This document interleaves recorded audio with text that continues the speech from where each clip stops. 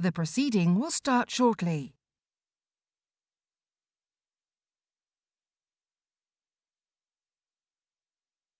The proceeding will start shortly.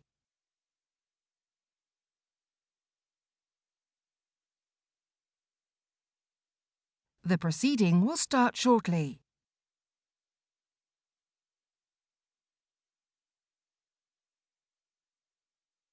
The proceeding will start shortly.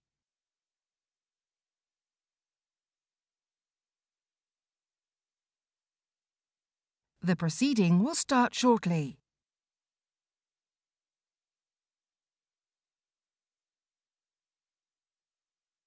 The proceeding will start shortly.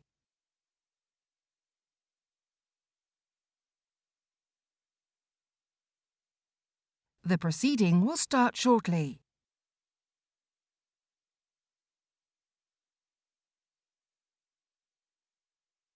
The proceeding will start shortly.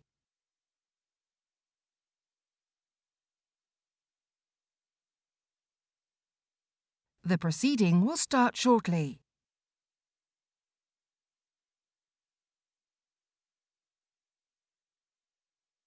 The proceeding will start shortly.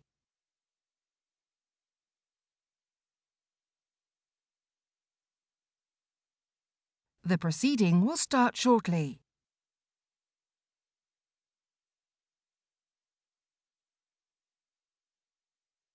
The proceeding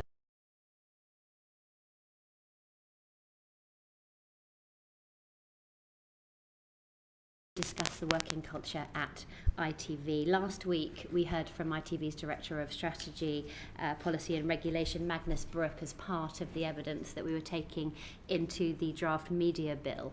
But of course at that stage we didn't feel it was appropriate to discuss this issue because it was really important we had the opportunity to scrutinise that bill in full.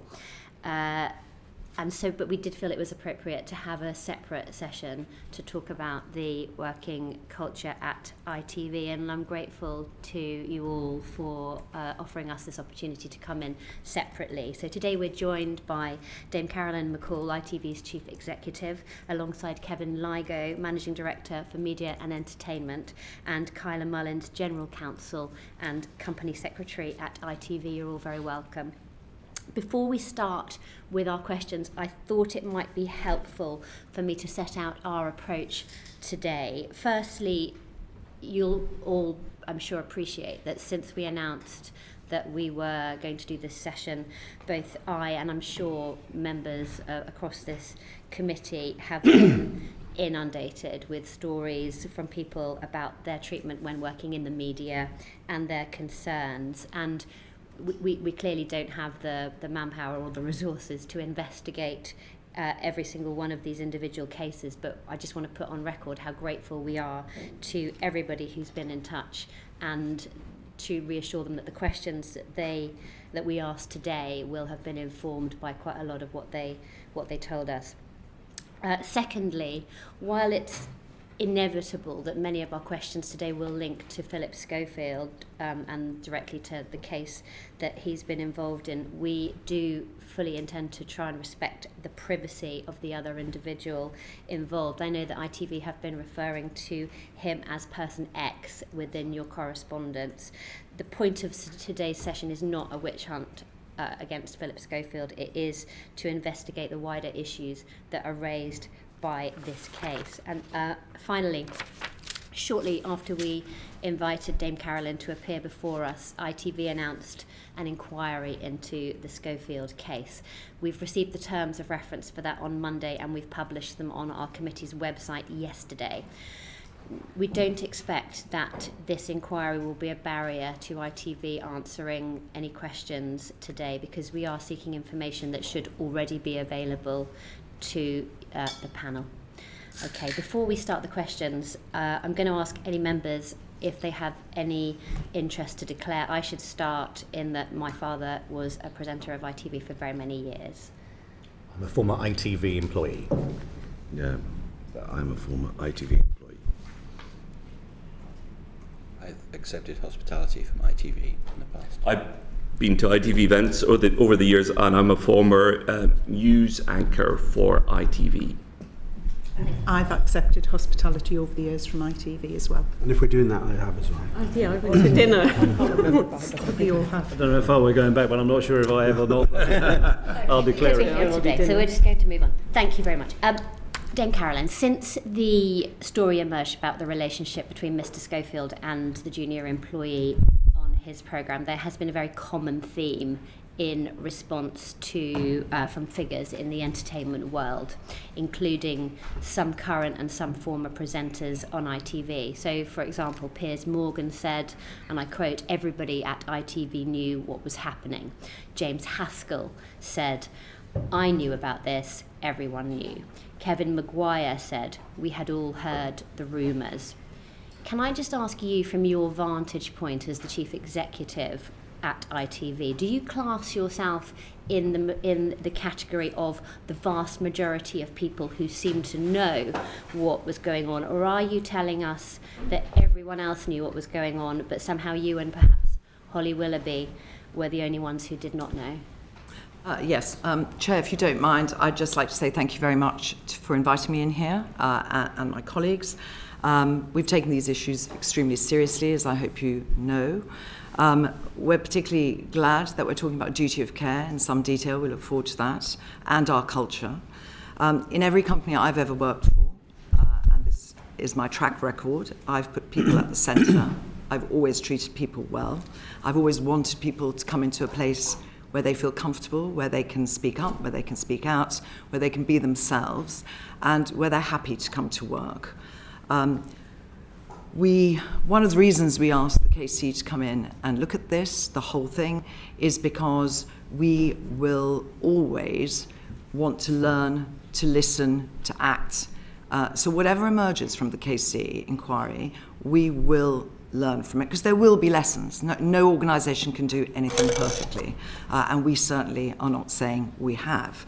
I think the KC coming in kind of demonstrates our commitment to improving and involving everything we do at all times. A good example of that is actually duty of care, where since 2018, since I joined actually, and we reviewed it, we've strengthened it significantly, and we will talk about that in some detail today. Another reason goes to your point about who knew what. Another reason for welcoming this is that there are huge numbers of opinions, there's speculation, there's rumours, there's misinformation out there, and we look forward to making clear the facts that we know. So thank you again. I'm just going to go straight to your question about the common theme. The people that have said they knew would only have heard rumours about it. If any one of the individuals you have named or referenced had come to us and said there is evidence that there is a relationship between Phillip Schofield and person X, we would have, with evidence, we would have been able to launch a formal investigation, because the imbalance of power, the imbalance of dynamics in that relationship makes it deeply inappropriate. And we have policies that say that very clearly. And so one of the things you, I hope, will see as we go through this is that we worked very, very hard for many, many months, in fact, until recently, to ask people, not just Phillip Schofield and Person X, but people in production, if they knew something was going on. And it was repeatedly denied by both individuals, but also no one in the team ever said there was anything that they could say. In fact, most of them said, we don't know what's going on. When did you personally first become aware of these rumours? I really became aware of those rumours when Phillip came out in February 2020. That is the first time things got really febrile. Social media was awash with, some extremely nasty comments about Phillip, as you'd expect, but also just a whole swathe of things about him as a person and his there was a lot of speculation and rumour out there. So in February 2020 is when Kevin and I spoke about it, and we actually started looking at it in December 2019, but it ramped up considerably. The kind of noise out there ramped up in 2020. What you're basically saying is, like the vast majority of people within ITV, you were aware of the rumours about this relationship, but following investigation that you were carried out and the denials that you received, from all parties. You were satisfied that the rumours were entirely false. Is that correct? What I'm saying is that I don't know if it's the vast majority of ITV. You've named three people, I think, high-profile individuals who say they knew. If they knew, why didn't they say something to Kevin? Kevin has conversations with all of those people as talent all the time. So, number one, I don't know if it's the vast majority of ITV people. I don't accept that. It certainly doesn't feel like that to me, right? The second thing is, in February 2020, it was hard to miss the amount of coverage about Philip when he came out. And therefore, I obviously knew in social media in particular that there was a huge amount of comment about him being gay, how long had he been gay, how long has he lived a lie, there were all sorts of aspersions that crossed over to his brother. There was a lot of very, very horrible stuff out there, and I think we said we need to just establish whether this is rumour and speculation and malicious, or whether there is something we need to worry about here.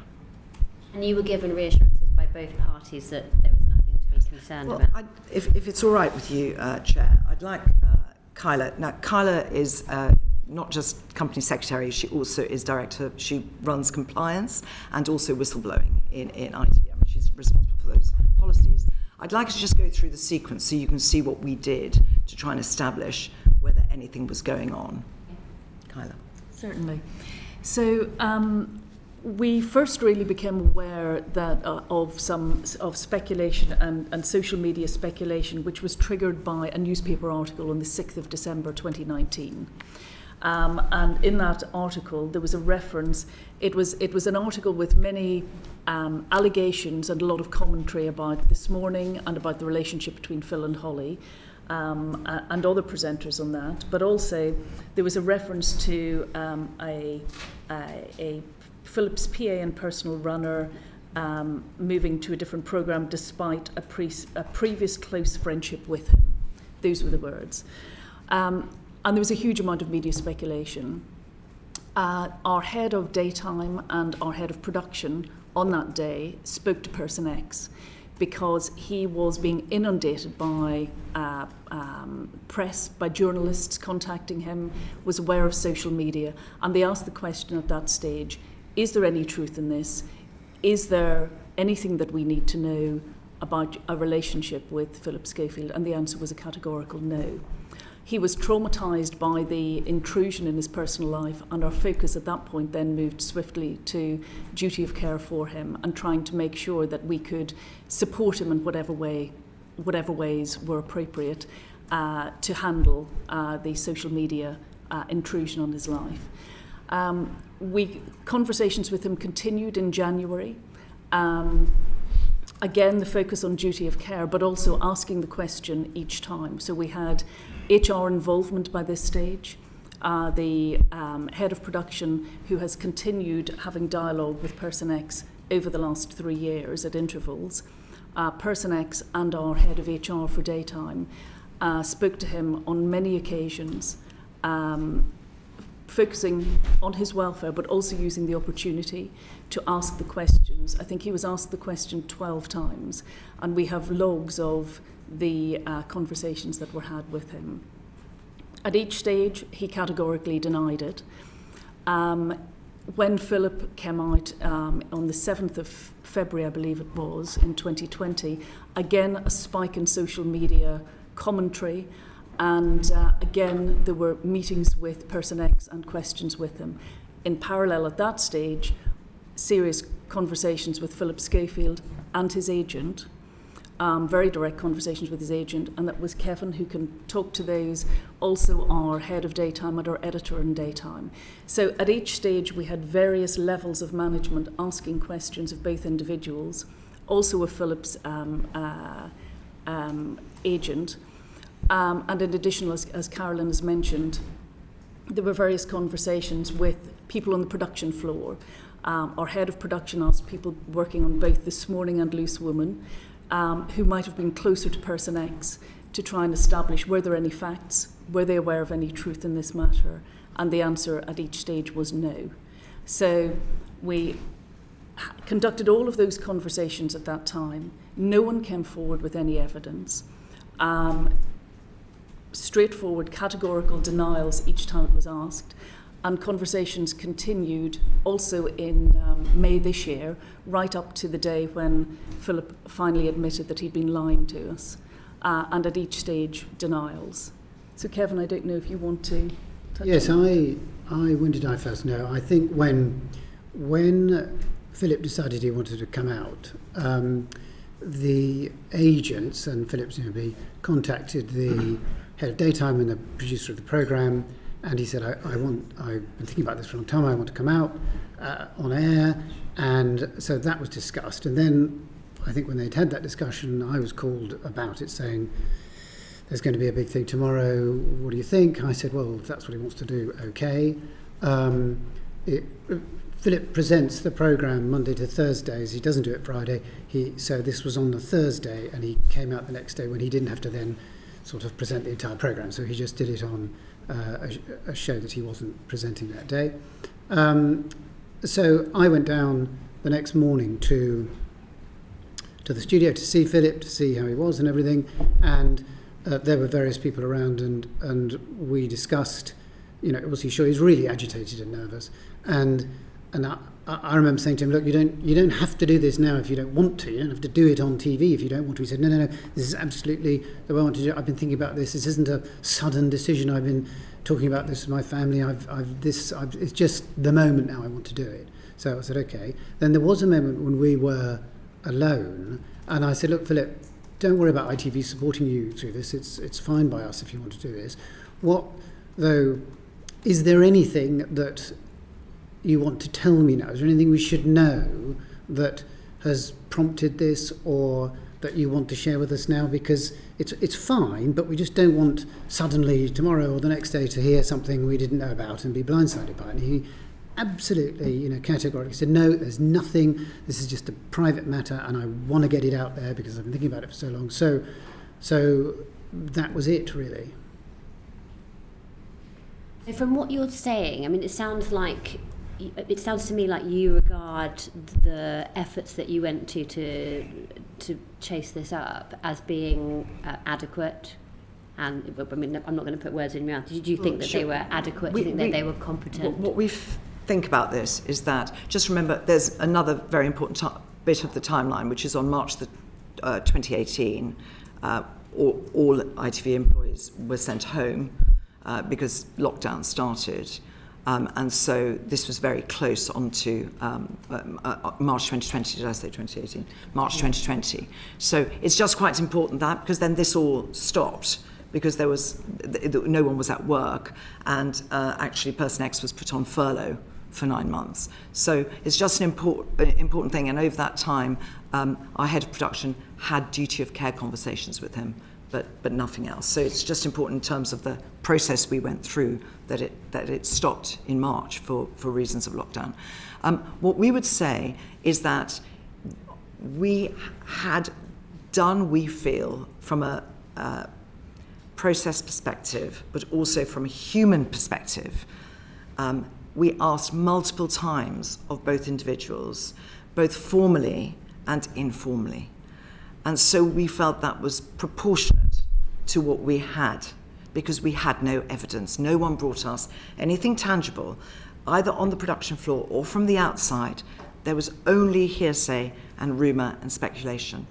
The other thing we would say is that we were very, very concerned about the state of mind of both Philip and Person X.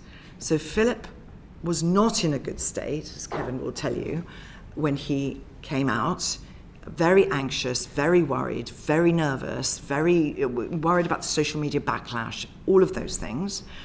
And Person X could not really grasp the media intrusion that was so prevalent in his life now. And so we had to balance how we asked questions, and we did ask them formally. There were meetings, HR was present, so we did a balance of informal kind of, is there anything we need to know? How can we help you? To Person X, how can we help you? What more do we need to know? You can do this confidentially, you can do this anonymously, you can talk to a counsellor, just because we wanted to make it easier for him, because you're not used to being in the press as often or in social media when you're in that position. So we were, very mindful of our kind of duty of care obligations, but just as a human being, not making what was a very difficult situation for person X, and actually also Philip, worse. It sounds to me as if you're saying that the investigation was thorough and the decisions that you made were well-founded. Chair, can I please just say it was not an investigation? I wouldn't qualify this as an investigation. I think this was a review. It was an ongoing review that every time there were periods of intense speculation, we went in and asked more questions, but it was an ongoing review. Would the assertion then leading from that be that if you could go back in time and do it all again, you'd do it exactly the same way and you would probably have reached the same conclusion? I think that if we had our time again, let's see, I'm not hiding behind the KC, but let's see what the KC says, because that's one of the things we want to learn, which is there anything that we could have done or spotted? At the moment, we can't see what that is, because we did interview both individuals, as I've said, but also other people. We have a very, very clear and loud speaking up policy. We really do. I mean, the vast majority of people, when they reply to surveys that we do on this, say that they feel confident that we will act if they speak up. That comes from a tangible, quantitative survey. So we have done, and we can talk about our speak up policy later, our whistleblowing policy. So anybody at any time could have confidentially gone to our helpline, Safe Call. It's completely anonymous. It's run by an external company. They could have at any time said something about this. We had none of that. So therefore, we feel, in the circumstances and with what we had, that we had no legal reasons to go any further with an investigation. If we'd had any evidence, we would have done a formal investigation. We had no evidence. There was absolutely, it's not in our interest in any way not to investigate something that we know has evidence to support it. Put it another way, had we gone into, with no legal reason, into a formal investigation, we would have caused a huge amount of damage, I think. The mental health issues around, the strain, instead of mental health issues, let me just say the psychological strain on person X, etc., would have been quite intense. And so we didn't have any legal grounds to do that. As far as you're concerned, there's no circumstances under which you could possibly have inadvertently or purposefully turned a blind eye to some serious shortcomings at This Morning because it was an incredibly commercially successful programme. It's nothing to do with it being commercially successful. It really, really isn't. I mean, all our shows are actually commercially successful. You could say that about every single one of our shows. There's not a show in ITV, because we're a commercial PSB, that is unsuccessful. So you say that about it is nothing to do with commercial success. It is entirely to do with how we were trying to look after people, but we were also trying to ask, and we did ask, questions repeatedly, continuously, and were repeatedly told there was nothing happening. And I also said that as we see it today, our understanding and our information so far is that we could not have done this differently. But if the KC does say and recommend that in future we should do any aspects differently, we will listen, we will learn, and we will act. But today, and there were nobody would be turning a blind eye to something. It's not a blind eye. I mean, nobody here or on the management board would ever turn a blind eye to something as serious as this. The only thing I would say in response to that is surely you're aware that the same imbalance of power that enabled Mr. Schofield to enter into this, what he called inappropriate relationship, would also be in play if he was seeking to keep that relationship secret. So you need to ensure that you've got in place the systems and processes that are somehow able to find a way around that. So let us tell you what our systems and processes are to ensure that that doesn't happen, and perhaps you could talk about our speaking up and safeguarding policies. We'll come to that later on. Actually, we've got a few other questions we want to get to first. But thank you, Clive. Yeah, just very briefly, I listened to those answers. We as a committee are very concerned about the welfare of the individuals that are involved here, in particular Phillip Schofield, but most of all, Person X. So could you tell us what support you're giving to them at this moment in time and whether that will continue into the future? Yes, we've remained in touch with Phillip, as you'd expect, and he is receiving counselling. We're just saying that Phillip is just receiving counselling, and which ITV are funding, and that he asked for that, and we're very happy to do that. With Person X, there's a whole series of duty of care all the way through. I mean, even though he left the company in 2021, we have constantly given him aspects of duty of care as recently as last week. So do you want to outline some of that duty of care? Certainly. So as I said earlier, the director or the head of production who was involved in having the initial conversations with him has been continuing those conversations with him throughout, is in contact with him not on a daily basis at the moment but on a regular basis at the moment. We have offered him an ongoing package of support, including counselling. We have given some support when there was media intrusion, physical media intrusion at his parents' home and also in his workplace. We offered support around that, and we've been offering support and trying to help him manage takedowns and social media. So there is a package of support, and that is ongoing. We're in discussion with him last time a couple of days ago.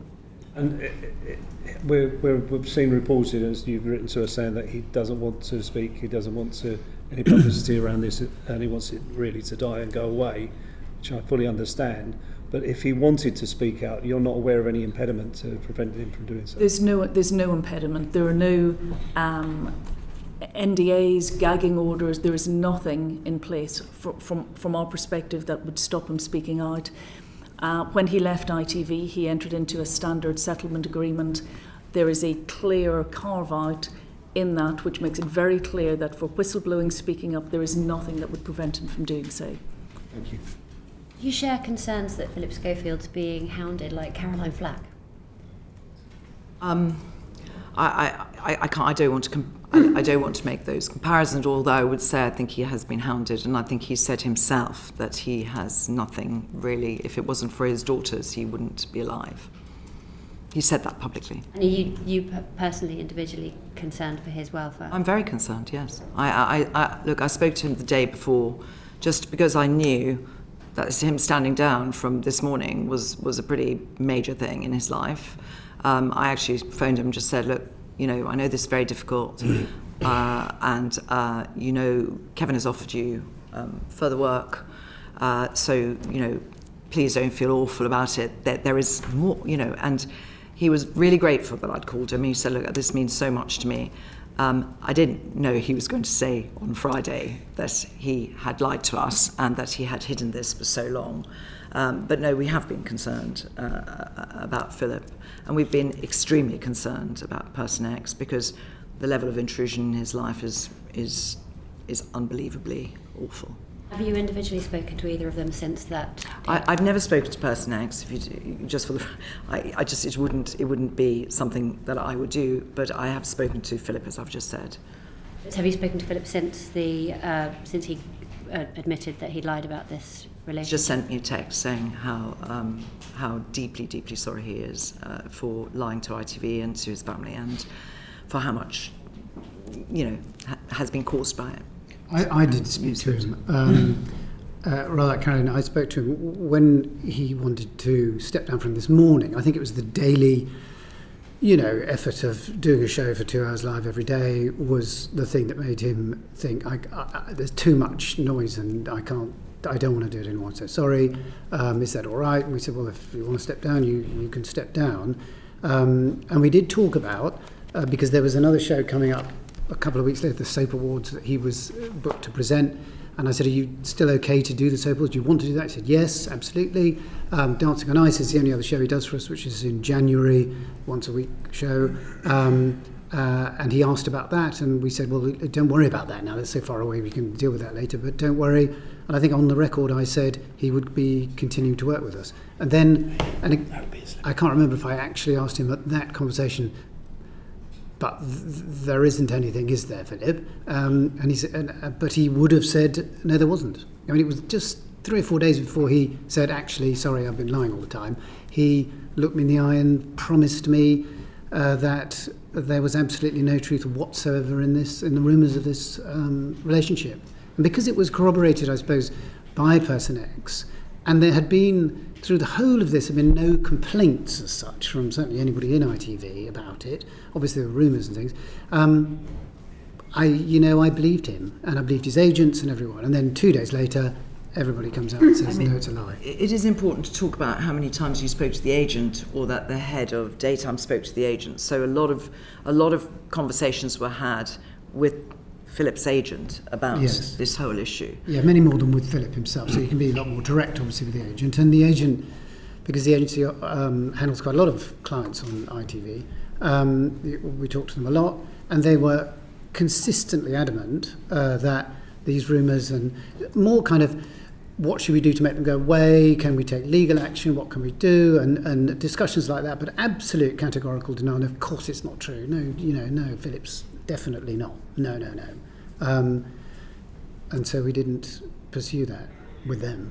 and then later, of course, they said he had been lying to them for 20 years, or whatever it was.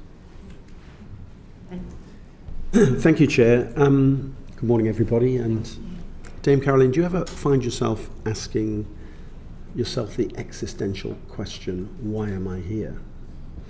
I'm not as deeply philosophical as that, Mr. Brennan. Because I'm not sure where that question is going. So all I would say is that I am here because I believe in public service broadcasting, and I believe in ITV, and I think what we do is an incredible public service, but it's also entertaining, and we do massive amount of news. We do regional news better than anybody else, and we're very proud of what we do, and that's why I'm here. And you left off that list, and the glory of our parliamentary democracy as well, you believe in and as well, we presumably. support, through our news in particular, our democracy. Because I can't remember, in the 22 years that I've been a Member of Parliament, ignoring more phone calls and messages from journalists on any subject than this. Why do you think that is?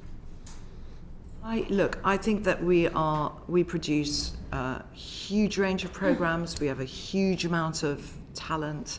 I think the BBC get the same as we do. So whenever anything is going on at the BBC, it tends to dominate the news agenda. I think whenever anything is happening at ITV, we're on the news pages for many reasons other than this, i.e. for our entertainment shows. We will do a big entertainment show like I'm a Celebrity. We'll be on front pages every day of the papers. So I think Mr. Brennan, though, I think that is because the BBC and ITV are part of British culture, society, and on life. That point, what I was going to say is that this is all very interesting. The whole thing is fascinating, and it's of interest to the public. But I'm struggling, or am I wrong in struggling, to try and identify how this is all in the public interest that we need to know all of this? And there are serious issues, obviously, underlying all this. So I don't want to trivialise it. But why is all of this in the public interest, do you think? As a PS, I feel that I'm here. If I was, if we weren't a PSB, I don't think I'd be sitting in front of you. I think if I was, I'm not sure I would be. I don't know. You can answer that. But I think as a PSB, you will want to hear what we've done and how we've done it. Yes, and I understand that. And as I said, I welcomed that because I wanted very much to put some facts clearly down. And I also wanted you to understand how seriously we take things, but also how much we care about the people that work at ITV. This is a vibrant, creative, proud organisation, and what has been said, from the outside often, or from people who are no longer at ITV, people feel very deeply about that at ITV. No one feels at ITV. The vast majority of people at ITV feel that they are, they're looked after. that, you know, we have many, many different ways that they can tell us their feedback and their input. It doesn't always have to be a complaint. It can just be about, I'm not getting flexibility at work and I need some help. It could be a whole range of different things. But we do listen, and we have so many different ways of listening. So I can't really answer why you've got me here. I can say why I am here. And I accept that's not your role, because we invited you after all. But what were the policies and procedures in place at ITV for incidents of this type at the time of the initial investigations into these rumours surrounding Phillip? That's where I was getting to. So thank you. Kyla, would you just go through our, what we do? So our policies and procedures, although obviously they're updated regularly, whether it's to take account of new regulation, Ofcom guidance, but also best practice. So clearly our policies and practices as they stand today will be slightly different to those that were in place in 2019. So how have they changed? But not a lot. For example, there was a new Ofcom code on protecting participants in shows, which came out post 2019. So we will have incorporated that into our policies and practices. It's that type of thing. I mean, fundamentally, the policies that we had in place in 2019, and it would be helpful for me to give you the shape of those and those that are important here, are very, very similar to what we have in place now. So we have had at ITV a code of conduct. Our code of ethics and conduct is the policy that underpins everything. Lots of policies flow from that. It's a policy that is incorporated into the contracts of everyone who works for or with ITV, employees, freelancers and others. And it sets out very clearly what our expectations are of conduct at ITV, both the conduct that we expect and the conduct that we do not tolerate. It is a very accessible policy document. It has a message from the CEO at the front, which explains why it's so important, and why it's so important also to speak up if you see that there's anything going on. That all sounds great, and we can take a look at that, I'm sure. But what I'm interested in is that you said there have been some minor changes. Are any of the changes that have happened as a result of this matter? No. So if I could just sorry, Karen, go ahead. So no changes as a result of this matter. And the important points in some of the important points in our code of conduct, as well as absolutely setting out very, very clearly what our speaking up policy is, which I'd like to come on to, is that we do not accept any bullying or harassment, and there is zero tolerance for abuse of position. So anything and that was in place in 2016, 2019, 2021, 2023. Okay. And there is a workplace relationship form that you now have to fill in. That started at the start of 2022. It's not a new policy in response to this at all. It was something that we updated, because we update our policies every year, as Kyla said, that we updated that, and we actually said that everybody who works at ITV has to fill in a form where they have to disclose workplace relationships, whether they are romantic or family relationships. I see. And we've had that in place since then. Okay, thank you, Chair. What do you say in response to the allegation that there was a toxic culture at this morning? What I would say is that it's not something. Look, we take that seriously. You know, as you've heard me talk about culture, it's incredibly important to me personally, and so it deeply disappoints me, right? But we do not recognise that in this morning, and I think the reason for that is that, you know, we have tangible evidence to tell you where the vast majority of people at daytime, at this morning, are extremely engaged and very motivated. It's not to say that we don't take complaints about it seriously. We've had 2 complaints in 5 years about that issue, right? 2 complaints, both of them taken very seriously. One of them investigated internally, one of them publicly disclosed, so I can name the person, I think. But Ranj Singh complained I actually asked for an external investigation that happened and was not able to be upheld. So I do want to give you, if you don't mind, I do want to give you some facts. The participation in our engagement survey, which is done by an external company called Culture Amp, would say nearly 80% of people in ITV participated in that survey. That's high, right? A lot of companies have 60% participation. So that means people want to participate. It tells us how people are actually experiencing working at ITV, and it's totally confidential. They can say whatever they want. They will never be traced or tracked, so you can't do it. So it's done externally completely. In daytime specifically, 89% of people say they are proud to work at ITV. 86% would recommend ITV daytime as a place to work, as a great place to work. 80% of people at daytime are happy with how their manager motivates them. And 75% of them say that colleagues from all backgrounds have equal opportunities to succeed at ITV. So I'm giving you those tangible kind of points. Now, everything was not glowing in an engagement survey, but these are strong scores about how people feel about working there on daytime. So I actually brought the figures in for daytime rather than for the whole of ITV, although of course you can see, if you would like to, the ITV-wide stats, which are very similar to the daytime stats, although the daytime statistics are actually higher than ITV overall. So I think when you use those words about our culture, we don't recognize that culture. Doesn't mean we don't take those allegations seriously. It doesn't mean we don't take complaints seriously. We do.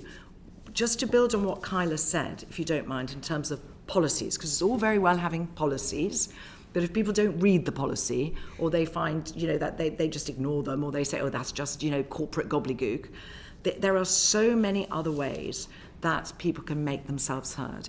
We have an ambassador network at ITV, which is 80 strong. These are people who are elected by people in our offices, of which we have about 24 around the country. They are elected representatives of people. They have regular meetings, not just with members of the management board and listening circles. They actually have a non-exec director who they can go to at any time with any problem or any complaint, and they can do that anonymously with the non-exec director on our PLC board, who is an independent director. We have unbelievably strong networks. We have 5 very strong networks that represent various communities in ITV. There are 3,000 people out of 5,000 belong to those networks in ITV. And there are 4,000 people in the UK that work at ITV, and there are 1,000 freelancers. So 3,000 out of 4,000 people belong to those networks. Those chairs are elected by the people. They are very strong, the chairs, and they are brilliant networks. I personally talk to them. I chair a committee where all of those chairs sit around the table and say the things that they're most worried about, the things that are going really, really well, and we have a discussion, and we do it across all the networks. So those are just examples of how you have a formal complaints procedure, which is all about HR and kind of documenting and having the meetings with HR and your line manager and whatever. But if that is not, if you don't want to do that because you think that's worrying to you, or you're concerned about that, if you don't get on with your line manager, there are multiple other routes, and I've already mentioned Safe Call, which is a number that we promote for whistleblowing widely. I'm afraid it is in the toilets, it is on lifts, it is in car park, it's everywhere. It's on my ITV. I talk about it in my vodcast. I do a vodcast every 2 to 3 weeks for the whole of ITV, and I say, don't forget anything you want to say. Just give us either. I've got an email box called Ask Carolyn. They can just email that box, and they will always get a reply, or they can go to Safe Call. So what I'm trying to describe is it's all very well having policies, but actually policies are sometimes not read by people, so you can do as much as you can on policy, but actually what we really, really foster is a culture where if anyone has a problem, if anyone is concerned about somebody else, they can tell us in multiple ways. Yes. Thank you, Chair. I'm finding this all very sad, and like Kevin Brennan, I really don't understand why there's such a media frenzy when we have war in Ukraine, starvation in Africa, and Indian rail accidents, etc. Having said that, I do understand the power of personality. But one question, you've very forcefully put your case for the way you manage things formally, how there are ways of people being able to talk to the management of ITV. But we all know, or many of us know, that once you have a long-running program, or a theatrical production, or any program, that they tend to develop their own culture within another culture. You've got ITV, then you've got Celebrity doing this over here, then you've got This Morning doing that over there. And gradually, these cultures can become toxic, can become poisonous, because they are close and febrile by their very nature. Now, there is another aspect to this. When, for instance, and I use the example of the BBC here, when they started dismantling the BBC Club system that they used to have, which was a very useful cross-fertilization tool where people talk to each other on a social level about issues.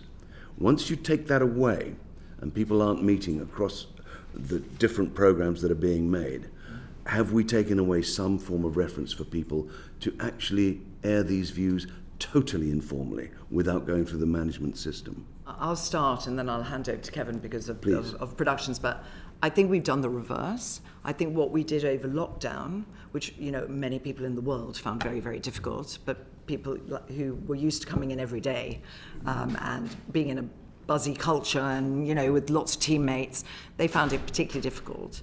We actually did a huge number of things virtually when we couldn't do them physically, and we would do social gatherings. So the networks were brilliant. They did a lot of cross collaboration. So if you were in the Embrace network, which is or people of colour, if you were in the Disability network, if you were in the Women's network, the three of them would get together and do a big event. They'd get someone to come in and talk about mental health, or they'd come in and talk about adapting to different kinds of life, and everyone could ask questions. You could ask anonymous questions, you could follow up afterwards. So we did a whole series of things virtually. So there was something in most days through lockdown, believe it or not, so that people could connect. It was very important for us to make sure that people felt connected to ITV through lockdown, and the feedback on that has been very, very positive. I did a vodcast every single week. People could ask me directly questions every single week, all the way through lockdown. Post-lockdown, I think we've actually done even more face-to-face, because we're all now in one building in White City. So the whole of our London offices are now, for the first time, I think ever, in one building in White City. And so we do things on a Friday, we do previews, and the networks do quite serious events. So let's talk about bullying. Let's talk about this. What does bullying look like? What does, if you've got a problem, who would you talk to? How would you talk? We've got a balanced network. But importantly, it's less formal. There is very informal ways that the networks in particular organise events with our funding and with our support. Okay, thank you. Kevin, you again? Yeah, I think with in production, again, being in one building really helps this, but there is a lot of movement actually between people working on one show and then going on and working on another. Because the periods that you might be engaged on making a show are not unlike This Morning or something, which is all year round. So some programs just come in for a few weeks to make it and then move on. But the people that come in to make those shows have often worked on other shows. So there's, a lot of people know a lot of people at ITV, and I think there is a culture, certainly that I've seen, of friendship across different departments. The entertainment department is obviously a huge group of people, and they all work together and move across from one show to another. So I think there is a lot of cross-fertilisation about things. They'll be talking socially. We're not, the management is not necessarily present for these conversations, which is a good thing, because I know exactly what you mean about the BBC Club system. So it's more ad hoc and informal, but I think there is a lot of discussion amongst all members of staff with each other about what's going on and how you're finding it over there and all that. So you felt informed. You felt like you had your finger on the pulse, not only formally but socially as well. Yeah. But did it come as a great surprise to you? Because it came as a huge surprise to me, the vituperative outburst that came as a result of these disclosures.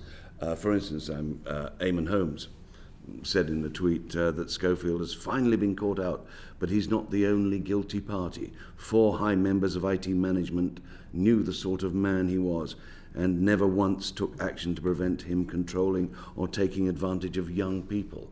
That's an extraordinary tweet to come out with, and I would imagine extremely damaging. You must have been surprised to receive that. We didn't receive it. It was on Twitter. Well, to see it. Don't look at Twitter. To see it. I think it's actually defamatory. Never mind anything else. But of course, we wouldn't say that because it would just inflame the situation. But Kevin, I mean, perhaps you know Eamon. Yeah, I don't know Eamon. I mean, it's worth an observation here that there's been a very vocal criticism of and the mention of all this toxic culture and everything like this, and it's quite a few people who've got a platform now with a show elsewhere or a newspaper column, whatever it is, or just on Twitter, to have a big go. And it just occurred to me the other day actually that a lot of these people, there aren't a lot of them, but the few that there are, they worked as presenters on ITV for a very long time. Some of them, it was over 10 years. There was never any complaint from them whilst they were there. If they wanted anything, it was more work, please. We love it here. Can we do more? And then where I have some sympathy for them is when, presenters of programmes often have a sort of a slight feeling of divine right to stay there forever. And obviously ITV as a company and producers of programmes maybe have a different agenda and want to change and fresh, want to bring on new people and so forth. And so it's only really, and this is why I do have sympathy for them, when you have to have the difficult conversation of, thank you very much, it's been really good, but actually we'd like you to do less. It's not very nice. And I get that because this is their life, they love it, they've never complained, they thoroughly enjoy it, and their response always is one of disappointment and, oh, can't I stay, can't I do anything? Which is why, honestly, I tend almost never to just cut, but say, look, thank you very much for all the work you've been doing, you're doing a great job, but we want to try other things, but don't worry, we're not jettisoning you, we'd just like you to do a bit less, or maybe try and find something else for you as well, because they have been, generally speaking, loyal servants to ITV, and so they deserve to be treated properly like that. So, but it's not surprising, is it, that when they go, they're suddenly like, oh, I hate ITV, oh, it's awful. When for a decade or more they were there, reaping the rewards and enjoying the job, and everybody seemed to get on. You're saying that this isn't indicative of a pressure cooker building up. This is more to do with resentment. I don't see that. No. Okay, thank you. I'll leave it at that. Thank you very much. Thank you. Thank you very much. Can we keep the answers as pithy as possible? We've got quite a lot to cover today. Thank you. Jane. Thank you, Dame Caroline, and good morning, Dame Carolyn. In your letter to the committee, you talk about no evidence of a relationship beyond hearsay and rumour. Where's that line between actual evidence and hearsay and rumour? What would you have accepted as something more solid? I think if someone had seen something inappropriate, if someone had heard something that they wanted investigated because they'd actually heard something said by one of those individuals that was inappropriate, that would, anything, I think, anything that would have been tangible rather than rumour. So first party sort of witnessing. Well, I think, you don't, the effect of an investigation internally for individuals is extremely serious, obviously, but it's also extremely straining. It's a big strain on the people. Now, that's not a reason not to do it, but I do think legally, employment law would say you have to have evidence. You have to have something tangible that says you are going to do this. Thank you. You mentioned in your earlier evidence that person X was asked 12 times if he was in a relationship. I started to get echoes of an old war film with a floodlight in my face. Over a long period of time. This was not in one go. If someone asked me whether it was over a period of time, or if I were asked the same thing 12 times, I'd start to feel slightly victimised if I obviously didn't want to say anything about that. Just remember, it depends on the context and the tone of that question. So I think that if that was being, if it was like this, and you were asking for evidence, and it was in a very formal setting, that may well be true, but that wasn't like that. There were a couple of formal meetings which were had with HR. There were multiple kind of informal meetings, and remember also the motive with the question was to help person X, so that if anything was worrying him or troubling him, or if there was anything he wanted to say that was inappropriate, because the rumours were rife about the inappropriateness of this. And therefore, that is why he was asked at various different points of time in many different ways and by different people. And there was one particular person, the head of production, who he has a very good relationship with and he trusts. And she's the one, I think, who was very much saying, if we can help, please say anything that, we care about you. That's where she would have been coming from on some of the questions. I can't decide where this line is, because two consenting adults who both work for your company, where is that line between just a gross invasion of privacy? You mentioned your workplace relationship policy. If I, as an adult woman, entered a relationship with a man, who wasn't vastly different in terms of rank or status to me, is it any of your business? Is that no? Look, I think it's important, this thing about imbalance. And I feel that's what we've taken seriously. It's not about trying to invade people's private lives and who they see and what they do. It's about the workplace. So some relationships at work, I think we all know, are inevitable. I think the most important thing we can do is to maintain a professional attitude and boundaries, to make sure all of our people know that they have to have a professional attitude and they have to have boundaries to avoid inappropriate behaviour.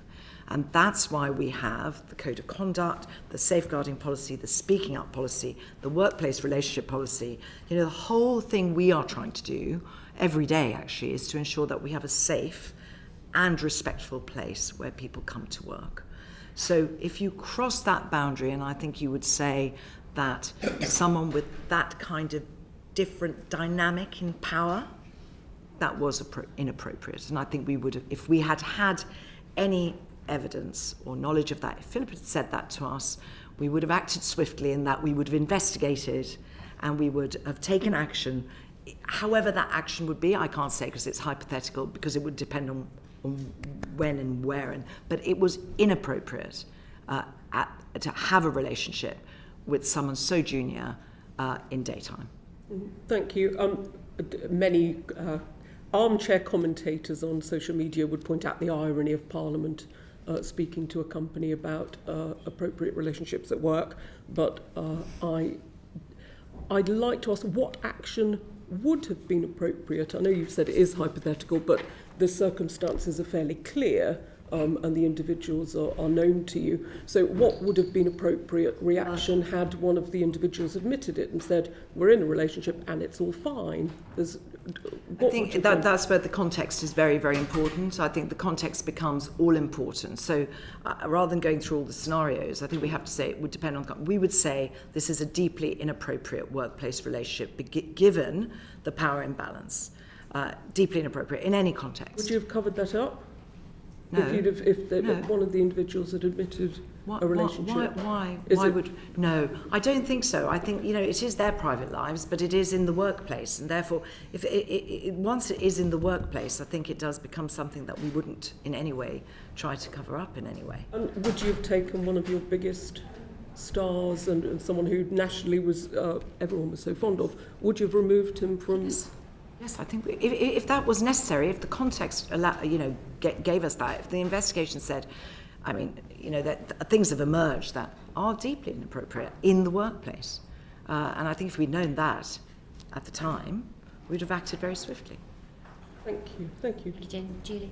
Thank you, Chair, and good morning. Good morning. One of the things I want to ask about is Phillip Schofield has said that he got Person X's jobs on other ITV shows that he worked on. Were you or other members of IT management aware that he'd got this person jobs on other programmes that he worked on? And is that usual that stars have that preferential treatment of people? Right, so I think I'll answer that, and Kevin can come in here. I think the first thing to know is that when it's been reported that he's a PA and a personal runner, that doesn't exist at ITV. No runner is a personal runner for anyone. There is a pool of runners. There are 3 on daytime on this morning, and they all share the work. So Person X was working for Eamon Holmes and Ruth Langsford, as well as Holly, as well as Phillip. So that's the first fact that I think is very important. And we don't have PAs. We have PAs, but they're not runners. So that's important. I think, Kevin, would you answer the question about how it works in terms of what people ask for and what they don't ask for? Yeah, it is common for presenters, performers to want a sort of familiar crew around them. Certainly, always, I would say, with sort of glam teams, as they're called, with the dressers and the makeup artists and things like that. Less so, perhaps, with runners, though I don't think this is the only occasion. I would say, certainly for researchers, for writers that they trust and know, and things like that. So they do move around. I think, as I mentioned before, remember, this morning is slightly unusual in that it never ends, so it's just on forever. Other programmes, can have a very short production period, and it's not that unusual for producers to bring people over, for presenters to say, "Oh, can I have that nice researcher that worked for us? He was seeing very bright," whatever it is. So it's not that unusual, no. And I think on what you're referring to, I think actually the agent requested Person X. Right. It didn't come direct. The agent requested it, didn't come direct from Phillip. Yes, it would nearly always be the agent that would contact not us, but the producer or whoever was responsible on the show for hiring this level of person to say, Phillip would like this person to work on, is that all right, can we do that? And then it would be handled by the production team. And didn't we find out that Person X was asked for by other talent? Yes, I think he was asked. I think actually Eamon and Ruth asked for him to, because everyone thought very well of him. Could he come and work? I think she was doing work for QVC or something, and could he come and kind of help out on that? And I think he did, and things like that. So there is a lot of movement. Whereas I can understand it for things like makeup artists and things that are very personal, and you can have that rapport and think somebody does your makeup very well or whatever. The runner, it's a different type of job. Do you think if this happens, which clearly you're saying it does, that it's appropriate to do that? Is it appropriate for stars to have that level of input in those kind of decisions? The thing is, what I would say, what I've seen, because I've gone to a lot of live shows, and what I see is that what a runner will do is just get everything organised. Taxis, take them to the taxi, get the taxi in the right place, make sure there's some food in the dressing room, water in the dressing room, whatever you want there, whatever you want here. That's what a runner does. I mean, a runner just does, makes life easy for whoever they're working for on the show, and often they're working for an entire show. And so I've personally seen how runners help on Dancing on Ice, for instance, or on The Voice, for instance. Runners come to every show when they're being produced live. I mean, that's certainly my take on it, but I don't, what do you think? And they tend to work, remember, runners are usually just used for a couple of days when the show's actually being recorded, so for production last week's, but they may be not around during the week, but they're on set to help get everything done on the day. But Julie, you could be right. I mean, as I say, we are not complacent about this. If with the KC review, in fact ourselves, when we start looking through again, if there is something where we could tighten up how runners maybe register what they do or something, there may be something there. Because you're right, they're runners and they're very happy. They want to do well, and most runners are actually very ambitious. They don't want to stay as runners. They want to become. They make things tick. If we're being honest. And they really make things tick. Yeah. So there may be something there. Phillip Schofield announced his departure from this morning, as he said, on the 20th of May, and he said, "I understand ITV has decided the current situation can't go on." Who made that decision? I did, I suppose, ultimately, in that, but these things are collective, and they're a discussion between producers and the head of daytime and various other people involved.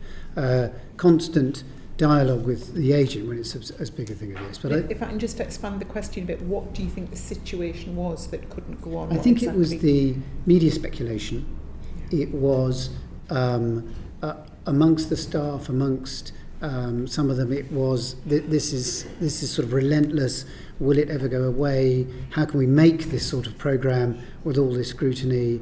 And I think everybody came to the opinion. Philip didn't argue against it or anything. I think everyone felt it to come to a natural point. I remember the whole court appearance of Philip's brother, and all of that whole thing was playing out just before all of this. And there were lots of rumours that, about him as a result of his brother being in court and all the very awful things that emerged there. So I think the pressure on him was just enormous, actually. And on the 20th of May, when you said you look for, and you've sort of answered a bit of this, but you look forward to continuing our relationship with Phillip Schofield. Did his resignation from ITV days later take you by surprise? Yes, because it was completely due to the fact that he'd lied to us all this time, and he realised, I think, that it would be untenable to work with all these people that he'd been directly lying over years to us about. So I didn't have to make the decision about removing him from the instant thing was these soap balls that I mentioned, because he chose to step down and said, I'm actually leaving media completely. But certainly he felt he couldn't really expect us to carry on employing him after he'd lied over such an important issue. Thank you. Thank you. Can I just quickly take you back to the issue of runners? There are reports that this young man made his own showreel on the This Morning set at ITV's expense, using all the production team that were in and around the set at that time, after normal working hours. Is that a sort of facility that's made available to all runners? I think if requested, it would normally be granted. I think if suddenly there was a floodgate and 30 people were in a line saying, I want to do a showreel. But I think if you're, as we now know, very friendly with the presenters, because in effect it's a minimum. I think it was one camera or something. I don't know, but it's about having Philip and Holly prepared to stay on for 15 minutes afterwards to talk to you about to do your showreel. So I think it's that. So this wouldn't be the first time. It was Philip, it was Holly. There was a cookery section, wasn't there? I mean, surely that this must have been over and above the sort of support that ITV would have offered. Surely this shows some kind of preferential treatment. Well, none of us would have known that showreel was being made, and I would say that actually, I've just said, I think runners are usually very ambitious, and they will want to make their books, they will want to do their video reels, they will want that because they want other jobs, and they want to show what they can do. And so I don't know of another instance, but I wouldn't know. I mean, it wouldn't occur to me that somebody else would do this. But I think the fact that most of it, as far as I saw, was a cut and paste of some other programmes, but he did interview Phil, and he did interview Holly, and he did interview Ruth and Eamon on this showreel, and I'm not sure that would have aroused in daytime much. I mean, if the head of daytime had been worried about that, she would have done something about it. She'd have called him aside and said, what were you doing? Why were you doing it? That's company resources. I think generally people are very encouraging of runners. They want them to do well. To be clear, this is a service that would be equally open to any other runners that were working on this morning. You'd have to get, it would be very informal, of course, and so you'd need the producer to agree, and the crew, whatever members of the crew you needed, they would have to agree, and in this case, Philip and Holly and Eamon and Ruth would have had to agree. So you'd have to be on pretty friendly terms or good terms or whatever to get everyone to say, yes, of course we'll hang around for 20 minutes and help you out. But your question is, would we do this for anybody else? I think if as long as it was not getting in the way of the show, and we could help people, whatever level they are, to get their next role, we would do that. We're very encouraging. You're not aware of any other runners who've Well, I mean, we haven't looked, to be honest. We haven't might be worth asked. Adding to we your haven't inquiry. Looked. Sure. Thank you, Rupa. Thanks, Chair, and hi, everyone. Yeah, just sorry if I've missed this, but did Phillip Schofield have any role in helping the young man secure employment at ITV in the first place? So he introduced Person X into ITV. Carla, do you want to do the date sequence of this? Because it's quite important, and the age. Of course. So Person X first got employment with ITV when in 2016 when they were 20 years old. The previous year they had done some work experience. We now understand, looking back into it and having seen the Phillip Schofield interview at the time, or interview a couple of weeks ago, that he passed the Person X asked for some work experience. Phillip passed details of who to contact at ITV. The individual filled in a form in the normal way. To put this into context, we do about 250 work placements a year. There are about 50 to 60 in daytime each year. The individual filled in that the connection was a family friend, that he was a family friend of Phillip Schofield. No one thought anything of that. Many people put forward individuals who are family friends for work experience. We will have a lot of that at ITV. He did his work experience age 19 for roughly 2 weeks. He came back the following year and did some more work experience and impressed people. People thought, and I think anyone who has commented, who has known the individual who has commented over the last few weeks, I think everyone has said that he was an impressive individual and much liked and did a good job. He did well in his work placement, and as with all runners who do well in a work placement, they're put into what's called the runner pool, sort of a rota, where if there are gaps or vacancies, they can be called upon to work on programmes. So he went in to the runner pool, which is not managed by any of the talent, it is managed by our production team and HR team, and he was offered a short contract when he was 20 in 2016, did well on that, and that became a longer-term fixed contract with ITV. Because all of us get emails all the time from people wanting work experience, and I mean, I always say I only take paid staff, so there is it's not what you know, it's who you know in the whole work experience field. No, it's a really good point. We do a number of different things on work experience. We don't really want to do, I mean, altruistically we want to do a lot of work experience, but actually it's quite a hard thing to do because you have to chaperone people who come in for work experience, so it's intense on resources, and you have to do a good work experience program. So this was 10 days and will have been done properly. So you're absolutely right, because we all get these emails about work experience. We do work, just so you know, very formally. We have a very formal way of doing this as well. We work with Creative Access, so that we can give work experience to people from very, very different backgrounds, so that we get social mobility and we get diversity and we get, you know, a whole range of people that would not get opportunities because they would not know someone who would be able to do this. So we do that. But in addition to that, in our policy, it says you can, as someone who works at ITV, what you can do is just you can put them in to the right person. So there's a line manager that deals with it, and then if they can do it, they do it, and if they can't do it, they don't do it. So those are the two channels for work experience at ITV.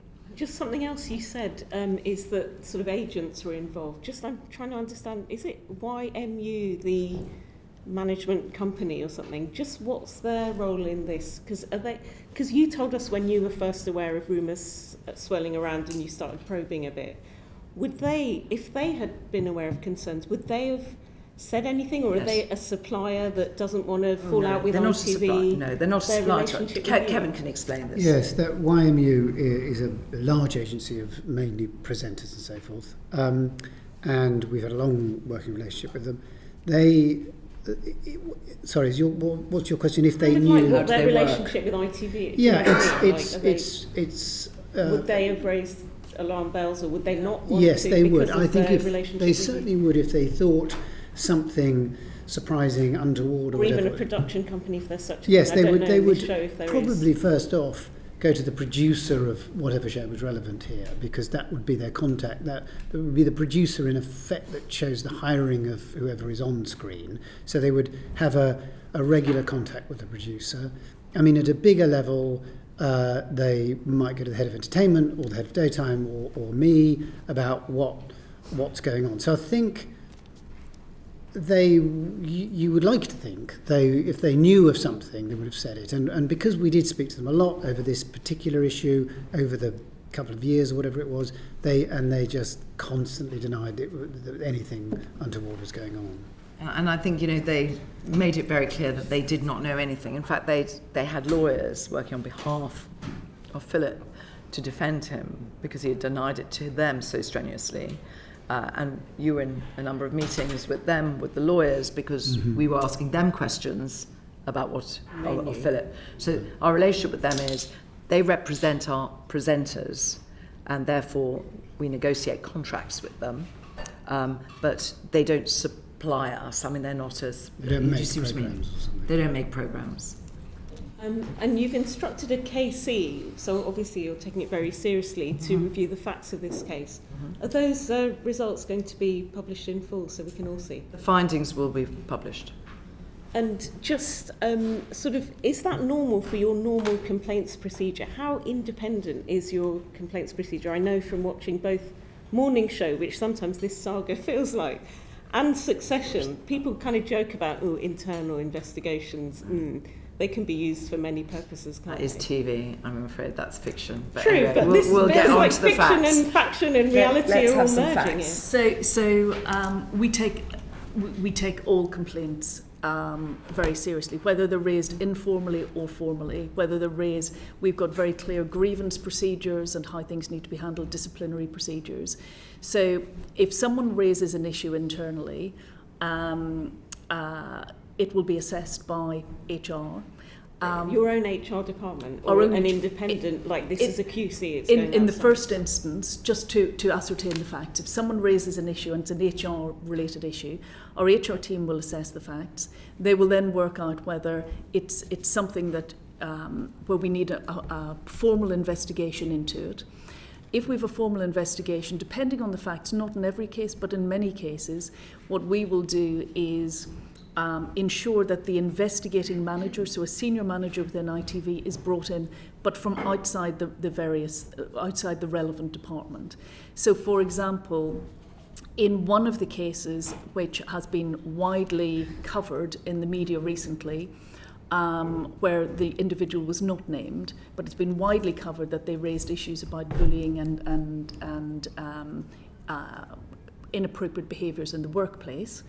The HR team called in a senior manager who actually was one of our heads of news from elsewhere in the organisation to come in and be the independent investigating person.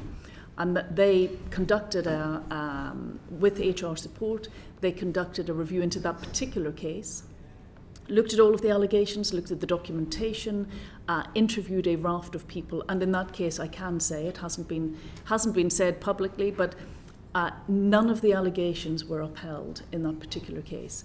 So in that case we did it internally, but with an external, outside the relevant department, senior manager as the investigating manager.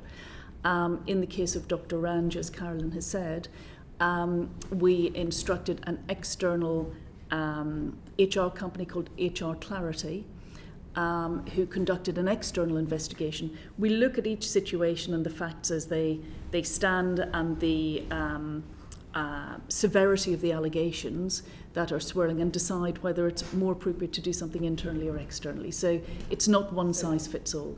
Okay.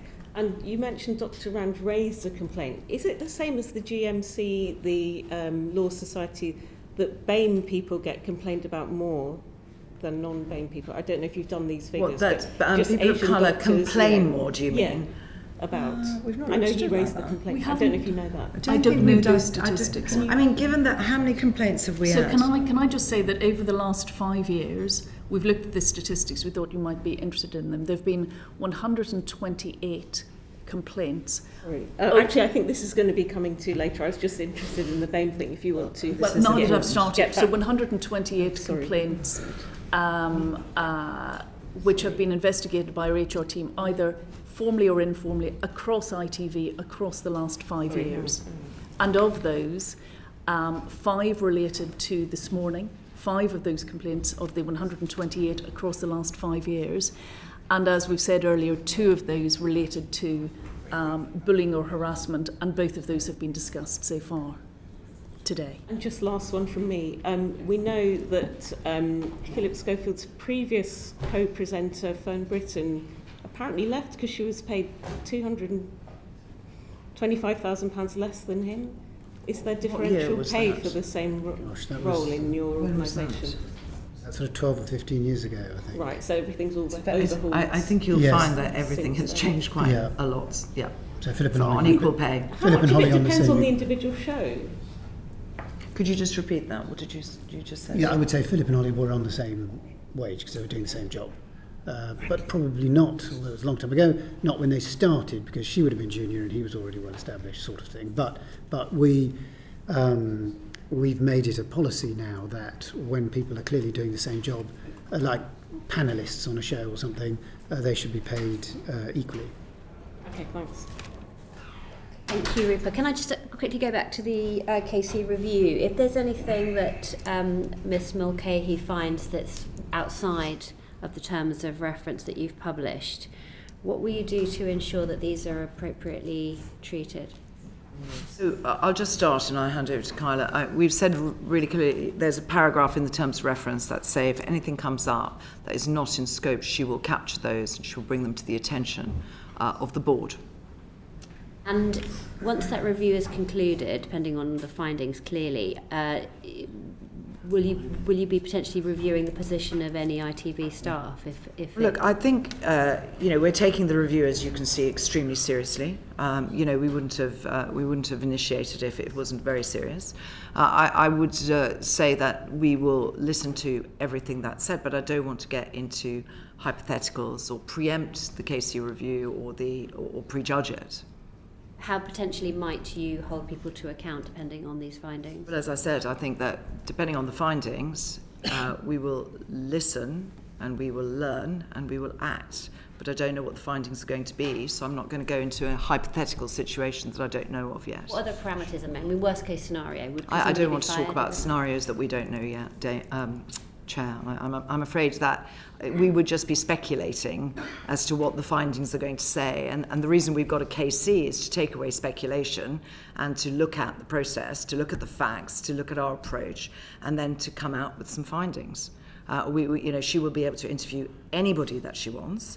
She will be able to go anywhere she wants with her terms of reference. And so there will be nothing to hide. But if it was found that there was basically a cover-up at ITV this morning over this, people could be sacked? As I said, I don't want to get into hypotheticals because that is hypothetical currently. Thank you very much, and good morning, everybody. Can I just say what I don't think this is about? I don't think this is about whether Holly now hates Philip and whether Eamon's in the huff with Holly and Kevin. That seems to me to be utterly irrelevant. I think it probably benefits ITV for the tabloids to chase this particular hare or that set of hares. I think what this is about bullying and protection of staff. I think that's what the issue is, and I think that's why we're here, and that's why we want to talk to you about it. In that context, what did you feel, Dame Carolyn, when you, after weeks of bullying headlines, you saw the editor of This Morning, Martin Frizzell, tell a reporter in answer to her question that he didn't like aubergines? I think you asked this of my colleague Magnus Brook, and I think he said it was ill-advised, and I couldn't agree with him more. I think Martin has made a mistake. I think he knows he made a mistake. I think he didn't intend for it to come. I don't think he intended to say that, but I don't know. He did, though. He was looking out the window. He saw there was a crew there. By the way, an ITV pool crew. There's been some speculation that he said that because it was a Sky crew, but it was an ITV pool crew that he said that to. He knew they were outside. He came out. He looked as if he thought he was coming out with a clever line. That's how he looked. Well, look, what I would say is that, Kevin has actually spoken to him. He can talk to that. I don't believe anything Martin said there in the heat of the moment was reflective of our culture. I don't. I think why it matters. It matters not because it was a ridiculous and absurd and possibly vulgar thing to say. It matters because he's the boss of that programme. It's a programme that is mired now with allegations of bullying. He knew that. And if you're a young staffer, before this whole stooshy began, if you were a young staffer, he was the person that you'd go to if you're worried about bullying. I know you told us that you could respond anonymously, but he was the boss of that programme. That says a lot about the culture at that programme, that he took such a mocking and dismissive attitude towards bullying. Well, I think you're reading an awful lot into one comment, which was a foolish comment, I absolutely agree, and a very ill-advised comment, I absolutely agree. I think to read into an entire culture of an organisation or a programme from one comment, from one person who probably was a bit under pressure, regardless of the crew on his doorstep, he probably was. He is used to handling pressure, he should be able to handle it. He made a mistake. Right, well, I'm not. So he made a mistake. I'm not. If he had a saintly reputation, and there was no questions of bullying from anybody else, then you're right. That was just a single mistake. But like other members of the committee, I've had so many messages from folk at ITV who talk about the bullying culture of ITV. Now, it seems to me this morning, you've talked about loads of investigations, and they all seem to end up with ITV coming out smelling of roses. So I want to give a voice to a couple of people who've written to me. I've done my very best to ascertain that these are real people, either current or ex-staffers. I won't identify them in any way. Here's one. I worked for a boss at daytime, somebody senior. My boss was very difficult and would, as a matter of course, often shout and belittle staff. It went on for years with nobody doing anything about it. It was a toxic environment. That's one person. Here's another person. I'm very pleased to see your committee address the culture of bullying and toxicity at ITV. It's a terrible place to work. Daytime in particular is absolutely toxic. Here's how it works. If someone complains about bullying or sexual impropriety, ITV pretends to investigate. They'll do a bit of a cursory glance at the complaint. Then they will answer, and they will decide that there was no bullying. The person who complains is then ultimately forced to leave, often with a non-disclosure agreement, and it's made clear to them that they can't return to the work because they've made false accusations. So they're very disappointing to hear, deeply distressing, in my view, to hear. Dozens of them. Well, could you please hand those to us? I mean, I think that I'm promised to do that because people are very concerned that the way that they write or little clues within their messages might identify them. You've just said they no longer work there. So. I said some did and some did not. Well, the thing I have to say is that it is not something I recognise that characterises the whole culture at all. We've told you that we have had 5 complaints in 5 years on daytime, and we have taken all of them seriously, and only 2 of them were about bullying and any kind of question around discrimination of role. So what I would say, people are so unhappy? How come people are so? I'll let you come back in. How come people are so unhappy, and so many people are unhappy? And yet you keep doing investigations which keep ending up showing that there wasn't a problem. So can I just say, if we don't know of these, I've said we've had 2 official complaints. Both of them were investigated, one internally, which Kyla has explained how we did that, and one was not investigated internally, deliberately, so that we could find out what was independently, that the person who did that had absolutely no involvement in ITV. They were an HR specialist, and they were not able to uphold the allegations. So I think what I'm saying to you is it's not loads of investigations. We have investigated whenever we've had a complaint, and we take it very, very seriously. It does not fill me with anything but just sorrow, really, and sadness. I've never... it's not something that we try and instill or foster. It is the antithesis of what we want.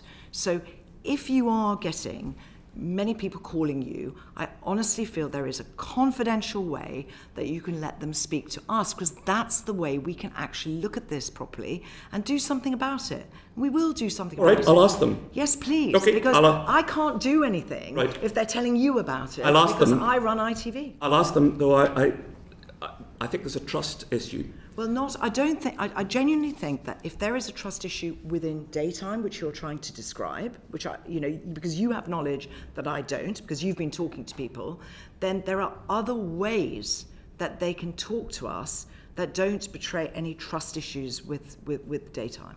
We'll happily give you the details of Safe Call to pass on to them if you feel comfortable doing that, Mr. Nicholson, so that that's the external, confidential, it can be anonymous helpline. And also, as we look into these, if there's anything that needs to go into the KC review, we will be passing it on. Right.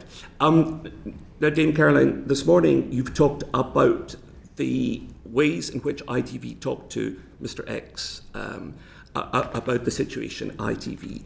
And I've written down, you've called it a review twice, I think, and an investigation once. I've never called it an investigation. I actually said to the I heard chair, you say that, but then you subsequently used the word investigation. I might have said investigated, because I think what we do is we did investigate, but I wouldn't call it an investigation, because that gives it a kind of formality and structure that, because of the rumours and because of the time period, it didn't have. Okay, I've spoken to someone who's friendly with Mr. X, who says that he felt that the review, the investigations that took place, made it quite difficult for him to talk, and he was under a lot of pressure not to talk. He quotes one particular conversation with a manager, and the words used were, "Is everything okay between you and Philip?" Those were the words used. And he didn't, I'm told, feel that he could really answer that with any candour because, well, for all the reasons that we understand. He also, I'm told, feels that he left the programme and didn't want to.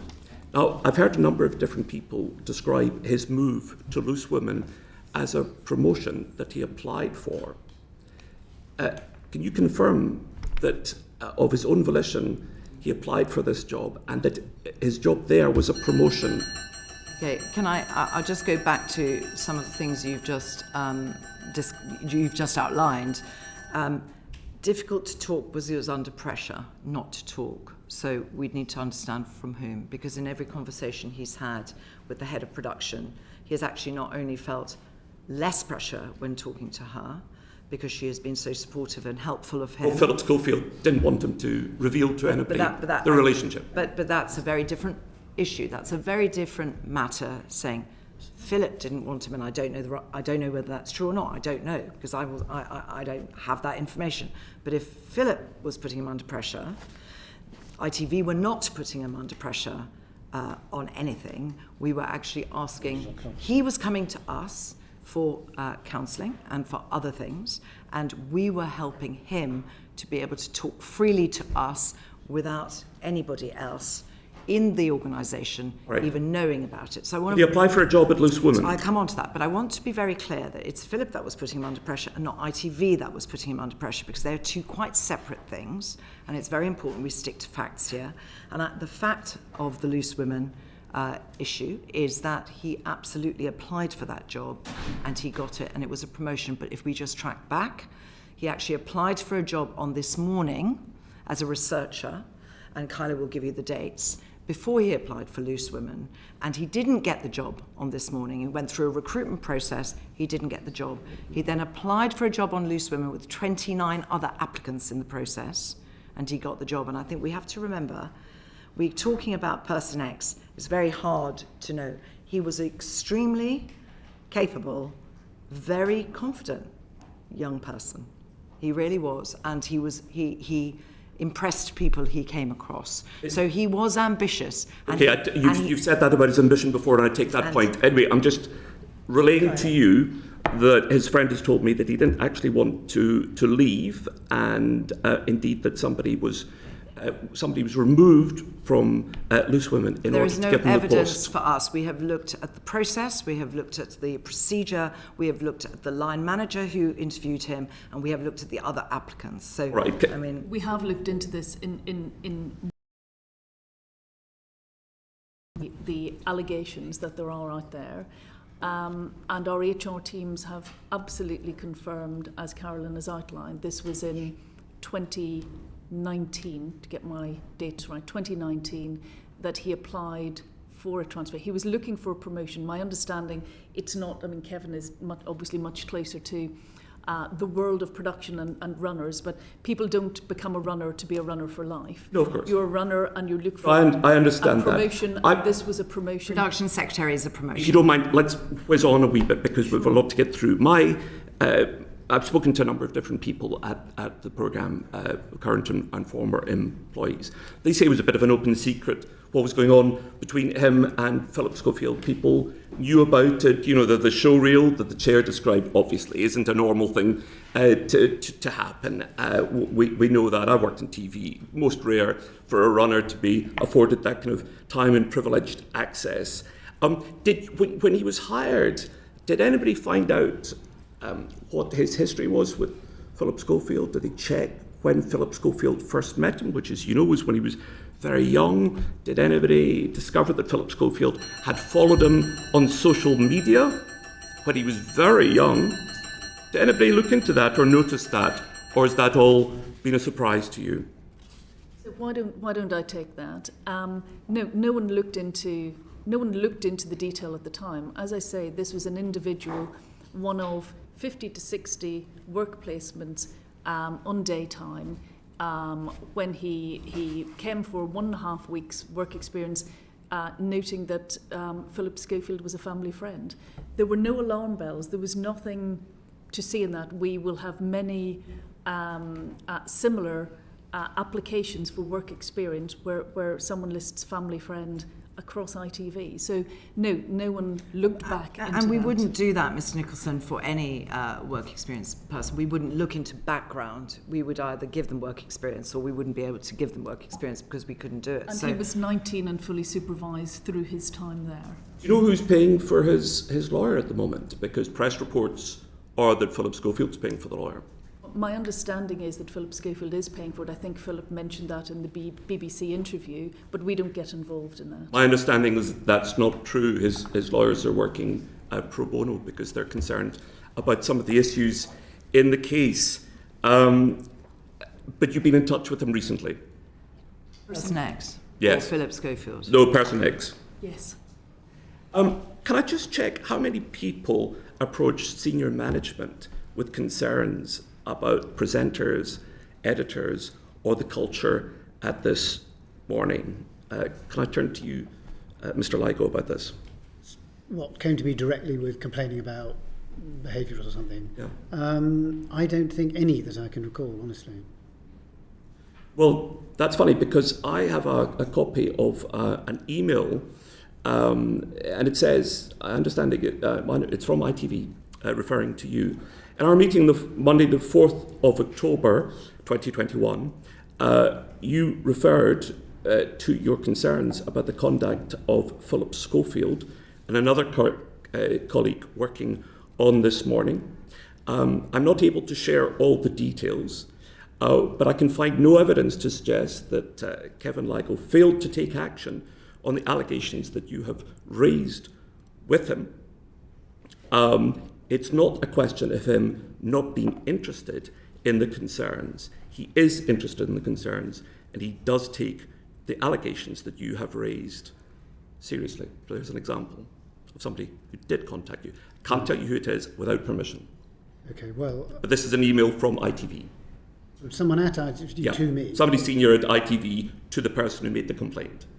No, it's someone from you, someone for you, to the complainant. Yeah. Okay, well, we'll need to see that. I'll need to check that, sorry. Okay, because that seems quite significant.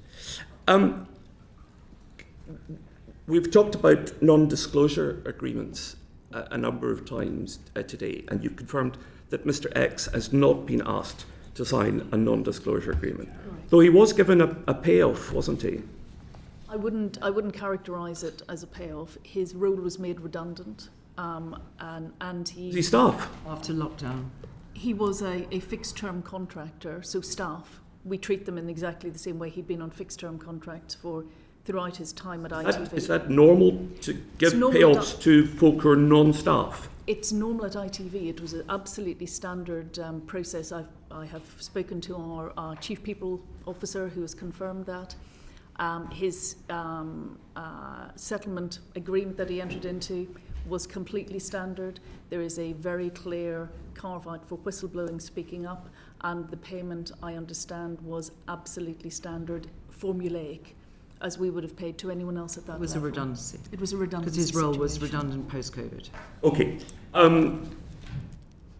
Yesterday, the BBC said to us that they were going to release people from non-disclosure agreements that they'd signed in the past, unless it was specifically to do with commercial confidentiality.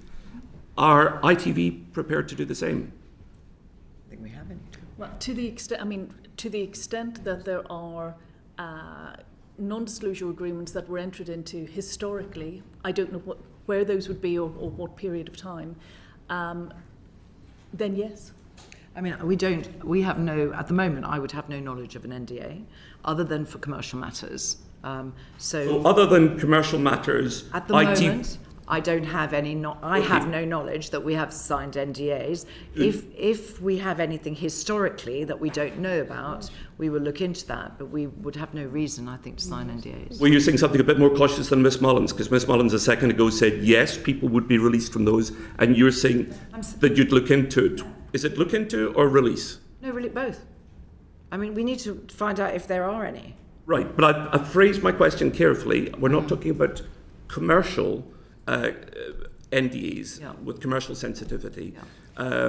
Just NDAs that, for example, might refer to payoffs for bullying or other matters like that. Well, can I say, let's be clear about this. We don't have any contracts that would say that they couldn't speak up about bullying or harassment or sexual harassment or anything like that. That there is, Kyla already referred to this, there is a carve-out that is quite clear in any agreement, a standard agreement that we would do. Good. And just to go back to my previous question, Mr. Lygo, I'll ask for permission to send you that email, but just for the record, you're saying that to the best of your recollection, you had no meetings with anybody where they talked about bullying culture or inappropriate behaviour with regard to Phillip Schofield. Yeah, I'm pretty certain I would remember if they were talking about... Well, I would have thought so. I just ask one final question. Can you confirm that daytime production staff at This Morning referred to their audience in production meetings as tower block Tracies? As what, sorry? Tower block Tracies. I've never heard that phrase. I have never heard that. A number of people have told me that. I've never heard that. Seems I don't even truly quite know dismissive. If an idea is regarded as too highbrow, well, I've told people say, would that really appeal to the tower block Tracies? I agree. Never heard that. It's a horrible thing to say. Yeah, a horrible thing to say. It's not what ITV would be looking at as a target audience, right? We wouldn't describe our target audience in that way. And I know that, I do know one thing, which is that the daytime team on every show really cares about the audience. So that surprises me. Sure. Thank you, John. Can I just go back a little bit? Are staff ever involved in, are your on-screen talent ever, or presenters ever able to have staff moved from roles or jobs? Do you mean removed? Yeah. So say, are staff ever moved on from roles within ITV at the request of presenters or other on-screen talent? I don't know of an instance, but I suppose it is possible that if a producer or a presenter found somebody very difficult or awkward or something, they might say, I'm finding it very difficult to work with that person, and then maybe an appropriate action would be taken. But I don't know of an example. Any examples, and would that ring any alarm bells? No. Okay. Simon? Thank you, Chair. Good morning. I want to talk more generally, not talking about any specific case, because I think we've covered that ad nauseum this morning, about the training that ITV provides its managers on safeguarding and managing complaints. As a former ITV manager myself, I remember within weeks of being employed, put on a safeguarding course.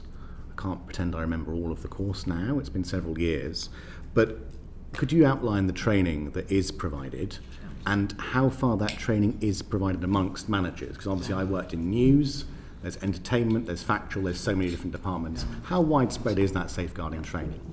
It's widespread. So, the first thing to do is training is important. We do it both online, we do it offline, and we do it on the job. So there are we see it as three different types of training, because sometimes on-the-job training is more valuable in some ways than filling in online forms, mandatory training. So do you want to talk a little bit about the process? Yeah, so our general process when anyone joins ITV, they do mandatory training. There is very specific training around our code of conduct, so we're very, very clear what the expectations of individuals are. And then that training then takes place annually. Every year, it's mandatory for everyone who is at ITV. It's not purely on the code of ethics and conduct. It's on other key policies that we have to try and make sure that people are up to date, they're focused on it. We also have a very extensive awareness programme, not just around our specific policies, but around speaking up. So we train our managers. We have specific training for our managers to make sure that they know how to handle complaints if they come into them directly. Obviously, our HR staff are continually trained in that, and my legal team also are trained on a regular basis on what to do if complaints come in. We brought in a director of corporate compliance and ethics 2 years ago to oversee all this entire programme, to make sure that it's given the focus and the training and the traction, that we get the traction that we really need. Did you say it was yearly? So there's yearly refreshers? Yes, it's how long has that been the case? Oh gosh, I don't have that detail, but certainly for the last 5 years, if not. Yeah, so just to clarify then, if you join ITV, yes, what level of management get to do this training? All staff. All staff? All staff. All staff, okay. And if anyone doesn't do it, then that should be flagged and HR follow up. Okay, and that's obviously, that because you have so many sites across the country, how much of that is virtual and how much is that in person? I remember my training course being in person. Well, certainly a lot of it is virtual. We do both, as Carolyn said. It's a multi-pronged attack, but certainly the mandatory training, it's online, it can be tracked. People are notified. We used to do it in one fell swoop and it'd be several hours of mandatory training. We've decided this year that actually that is quite a lot for anyone to do and to really absorb and engage appropriately with. So we're now splitting the mandatory training modules across the year. So there are several to do every couple of months. And it's tracked online. So we track who is doing it, who has missed a deadline, they're reminded, there is follow-up. And we make it clear that if people do not complete their mandatory training, that it could end up being a disciplinary matter. Has anyone not completed their mandatory training and then ended up with a disciplinary issue? I don't have that detail. Certainly what I do know is that there are regular, because my team work very closely with HR, for those offenders who have missed a deadline, there are very targeted and individual reminders, and we also get the line manager involved now to make sure. So whether this was, apologies, I'm not sure when you were involved at ITV, but whether this was in your day or what we're doing now, as we said earlier, this is evolving. We're always looking for best practice and new ways to make sure that people actually really absorb and this traction around our policies. And just to build on that, Simon, there's also some things that are very specific to news, which will be amplified in news, very specific to dramas that have children not working on them, or disability, for instance. We've had a drama which had 2 disabled stars in it. The safeguarding requirements on those would be amplified and bespoke to those. So there is mandatory generalised training, but also quite specific on production, depending on the kind of production. Without wanting to go back on the substance of the previous part of this session this morning, obviously you've got a KC reviewing all that. I don't want to go into it, but do you think there could be lessons to learn that could be used to enhance the training you provide off the back of this review? Look, I hope we've been very open with you that we don't have any complacency. We don't think we do everything right. You know, we have learned enormously on duty of care how to refine, upgrade, enhance, develop, and we will continue to do that. And I think this is a similar situation, which is we will listen and we will absolutely learn and act if anything emerges from the findings, and undoubtedly there will be things to learn. If there were findings there, for example, that felt that there were, you know, pitfalls and problems that you hadn't seen before, would you then perhaps bring forward a refreshing training course for people? Yes, of course. Okay. Yeah. Thank you. Of course. Thank you very much. Can I just talk to you a little bit more broadly about some of the other programmes that ITV is responsible for? How do you respond to the allegations made by Rebecca Ferguson regarding the treatment of contestants who appeared on The X Factor? Could you just repeat the question? I didn't hear the middle of it. How do you respond to the allegations made by Rebecca Ferguson regarding the treatment of contestants on The X Factor? Okay, I mean, look, the first thing I want to say is we take her allegations. They go back to 2010 or 2011. We obviously would take that seriously. We are the broadcaster of that. So a lot of what we've been talking about shows that we make, and a lot of our training, etc., is all about shows that we make. There is another company involved in making The X Factor, and I'll just hand over to Kevin, and then maybe you can come in on Rebecca. Sure. Yes, remember when, you know, as a broadcaster, we commission shows from third parties as well as from our own production arm. And so, you know, we impose kind of very tight restrictions, the same as we would on our own production companies, on things like duty of care and all that aspect of it. Here is our duty of care file in case anybody would like to see it. It's many pages long. So that would have been back then, I assume, you know, part of the contractual obligations. But on the ground, it's up to the producer really on a day-to-day basis to check that everything that we've required for them to do is being done. We would follow up with spot checks, we'd have a debrief after the show and everything. But whilst the show is in production, it's got to be the preserve of the production company, whether it's ours or whether it's a third party. On Rebecca Ferguson, I wasn't there, I don't know the detail. Yeah, I think it's also fair to say that our duty of care requirements of third-party producers has increased significantly since 2019. So we have a completely different way of dealing with third-party producers on duty of care now than we did before 2019, 2018. Yeah. So Rebecca Ferguson did raise some issues with us in 2021. She did refer to her time, and bearing in mind this dated back to 2010. And she had various complaints about how she and other individuals, other participants on the X Factor were treated and handled.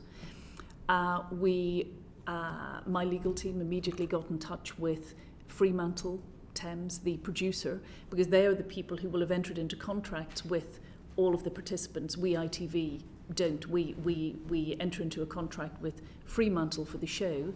We don't enter into a contract with any of the participants, but we raised all of the issues with them. They responded to all of those, and I think the key message was that actually the issues where Rebecca Ferguson was suggesting that things needed to change, there needed to be a different approach to the music industry, how the music industry deals with young people, entering record contracts and how companies like Fremantle run things. There was confirmation on pretty much, I think, every point that she raised that actually things had moved on and moved on quite significantly, and that they took the duty of care very seriously, and there had been changes in the industry. That was passed back to Rebecca, and so when she then said, well, are we going to investigate this? Our response, and I know it's been quoted that we refused to launch an investigation. I think we believe genuinely that we had, having spoken to the record company, the production company, and having been very clear that all of the points where she felt that there needed to be improvements, there genuinely were, and passed that back, that there was nothing really for us as the broadcaster to investigate. And one other point, just which I have referred to, we didn't enter into any contract. We have not at any stage entered into any contract with Rebecca Ferguson or any of the other participants in that show. ITV wouldn't do that. So when she talks about releasing of NDAs or other contracts, we are not the party to those. But when Sarah Clark, the Chief Operations Officer, responded to Rebecca Ferguson, she refused to meet her, and she refused to launch any kind of probe into how talent was treated at ITV when Rebecca was a. Do you not think that there's a kind of arrogance in sort of dismissing her concerns and saying we've dealt with this, there's nothing to see here, and in actual fact this was one of our independent contractors anyway, so it wasn't really our responsibility? I mean, that to me seems an unbelievably arrogant. I don't think we've said that, Chair. I honestly don't think that's our attitude to this. No one even met with Rebecca, with Fremantle. But we've replied. We asked the producer to deal with it, just as we would deal with it as a producer on behalf of the broadcast. The broadcaster is broadcasting the show, and as Kevin says, we now particularly have very strict requirements on duty of care. In 2010-11, Fremantle would have been dealing with that. They would have been dealing with that day to day. And so Sarah Clark put that through to Fremantle because they're the producer and said, actually, if Rebecca was going to meet with anybody, should have been Fremantle. They're still alive and well. Yes, and if I could also say, that was the response to the second email or letter from Rebecca Ferguson. The first letter, which raised various points, was responded to in detail, with input, obviously, as I've said, from Fremantle. So it was responded to in detail. When Rebecca came back to say, but should you not launch an investigation, that's when Sarah responded, really to say, I don't think an investigation is appropriate here. We've responded to all of these issues, and things have clearly moved on. So I don't think it was in any way to be dismissive of Rebecca Ferguson or any of the issues that she has. Without an investigation, how can you be 100% clear what the issues were and whether things have entirely moved on? You're just taking Fremantle's word for it, aren't you? We didn't feel that there was something for ITV as the broadcaster to investigate. But she actually outlined, I understand, yes, from her first email, all the issues that she identified. And so we could say, against every issue she identified, what had been done on duty of care in the industry, not just simply at ITV. Does ITV monitor individual programmes and production sets as part of your compliance with the duty of care charter, yes, regardless of whether they're independent or in-house production? Yes. Okay, and is that something that's changed since I think that has changed quite a lot since 2018. We always did that. You can talk better to this, but there would have always been spot checks, there would have always been people on the ground. But I think what we do now is systematic, from selection to production to post-production. It's systematic and it's written down. We have a duty of care charter. We have a mental health advisory group. We have 2 medical professionals who work for us, both retained. We have an external advisor. We have Dr. Sandra Scott, who works on shows every day. So we have a huge, comprehensive process of duty of care, and it's systematic.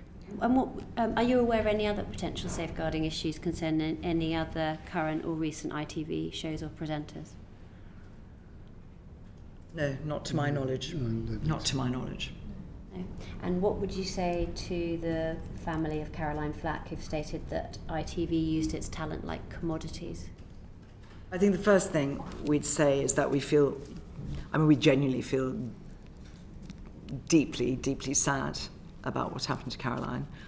People knew her well at ITV. This is not something that I can actually talk about that, because I've spoken to a lot of people at ITV that worked with her and really liked working with her, and they loved working with her on the show, because the show was, she loved the show.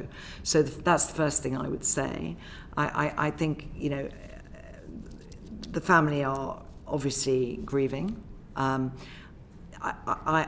would say we don't ever feel we never feel that we would treat anybody like whether it's a presenter or a member of staff or a junior person that's coming in for work experience. We would really not want to treat anyone like a commodity.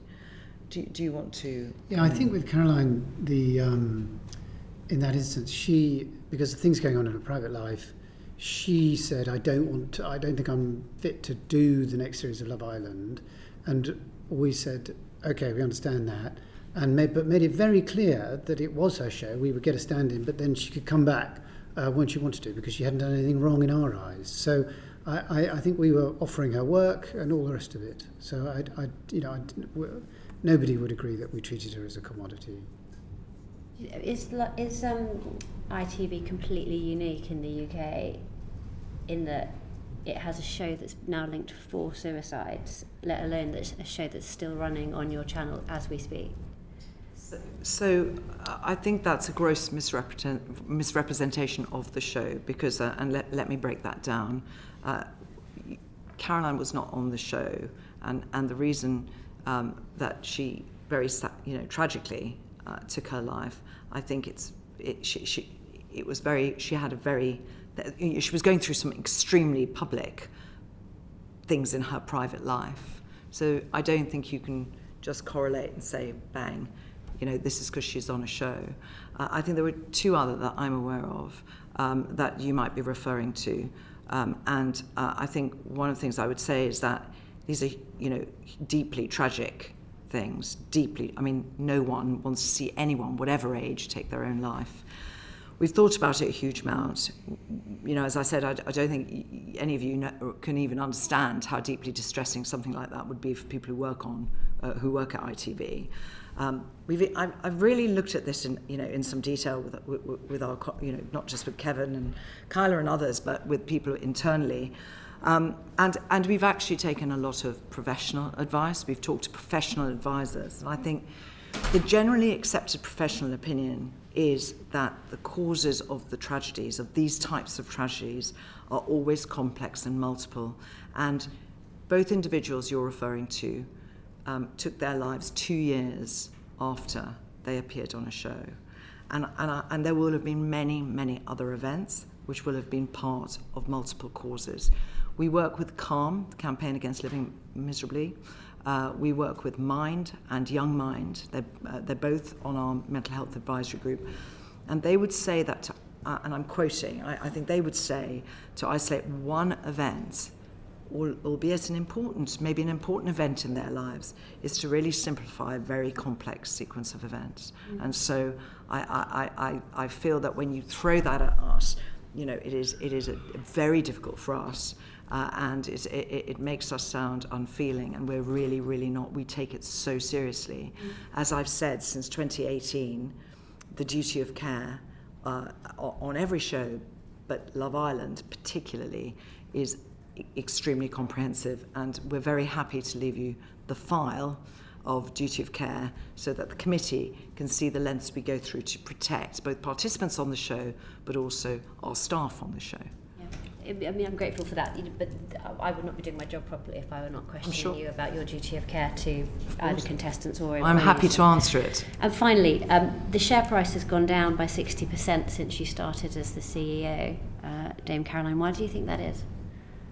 I think that is because we've had COVID, where our share price went down dramatically because we were taking no income. Advertising halved and no productions were taking place for quite a long time.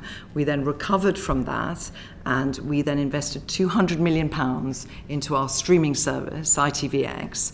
The share price went down as a result of that, and it had double whammied because it also was the 5th day of the awful invasion of Ukraine. We are not the only company in the UK, particularly in not just in media. There's no comparable media organisation, but RTL's share price has gone down roughly the same. ProSieben in Europe has gone down roughly the same. The streamers have gone down even more. And so I think the relativity of your point is the most important thing, rather than trying to not see it in the context of the market that we're operating in, with the cost of living, which is also depressing advertising. And so there is an advertising recession, even though there's not an economic recession. And I think the committee knows only too well that ITV gets no funding from anybody other than from advertising and content.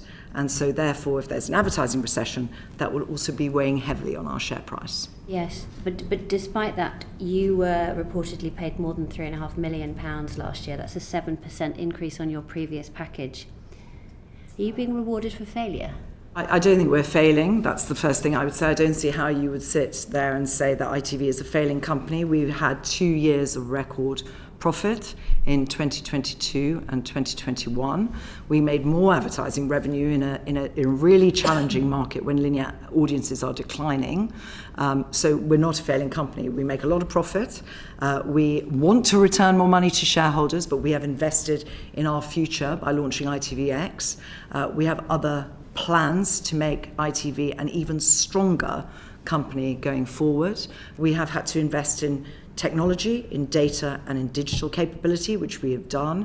I think most people that you would talk to in the advertising world and also in the business world would actually see ITV as a successful company who is navigating and transitioning to the digital world very effectively.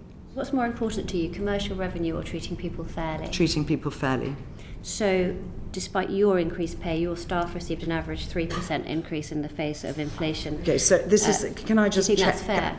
Chair, I really think you have to do the facts, because the 3.4 million includes a long-term incentive plan, which has not been earned yet. So it's part of a package. And so my base salary is actually under £1 million, and I get a short-term bonus and I get a long-term bonus if criteria are met. The other thing I would like to do is just ask you to look at the report and accounts where the remuneration policy is completely outlined. I don't set my salary, the remuneration committee do, and so I would ask you to look at that, and we're very happy to give you our report and accounts. Do you think you should keep your job? I do, and I think that most people, I do. Thank you. That concludes today's questioning. Can I thank all of you for appearing in front of us today? I hope that you all and everybody that's been watching this goes away with the very strong message that today has not been about Phillip Schofield, it's not been about person X, it's been very much about ITV as an employer and as an institution.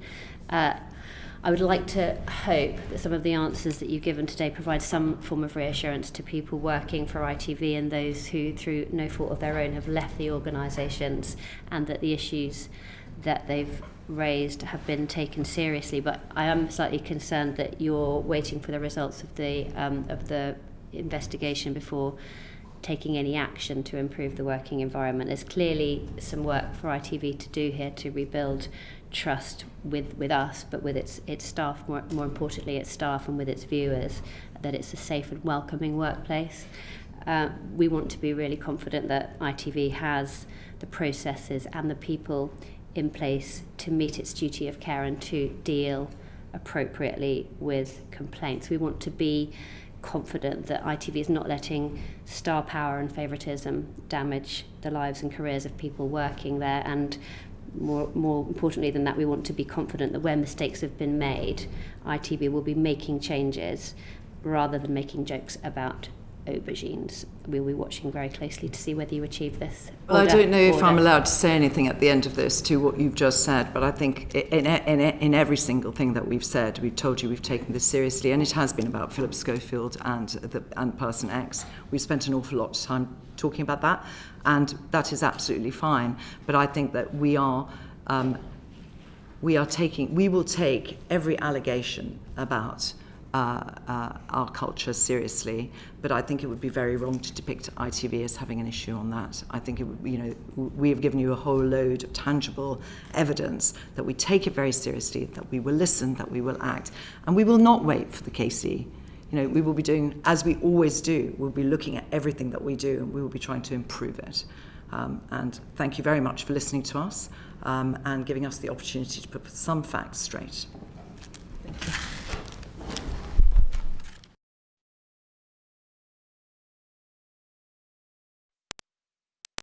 The proceeding has ended.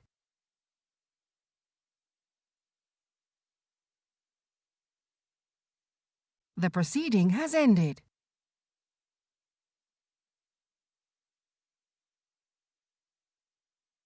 The proceeding has ended.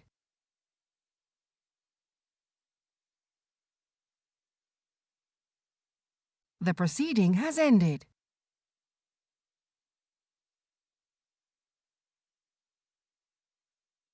The proceeding has ended.